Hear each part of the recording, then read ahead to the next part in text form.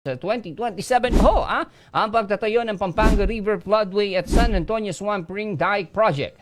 Ang major flood control project na makakatulong umano para masolusyonan ang pagbaha o pagbabaha na nararanasan ho taon-taon sa mga lalawigan ng Bulacan at Pampanga. Sa pagdinig ng Senado patungkol sa palawakang pagbaha na naranasan sa nagdaang Super Typhoon Karina at Habagat, nabusisi ni Senator Joel Villanueva ang Department of Public Works and Highways o DPWH patungkol sa mega flood control projects na dapat sana'y sinimulan na ngayon ng ahensya ang konstruksyon tulad ng ipinangako nito sa Senado noong nakarang taon. At Villanueva, wala namang pandemya para mabimbin ang mga nasabing major flood control project.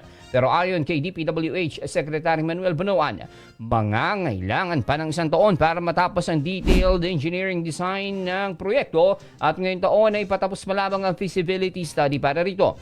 Dahil dito, nagbigay ulit ng panibagong timeline si Bunuan na posibleng sa 2027 pa ho masimula ng pagtatayo ng proyekto. Dismayado naman si Villanueva dahil isa ang flood control project na ito sa ipinagmalaki noong nakaraang taon ng ahensya na inaasahan nilang magiging tugon sa matagal ng problema ng baha, partikular sa mga lalawigan sa Central Luzon.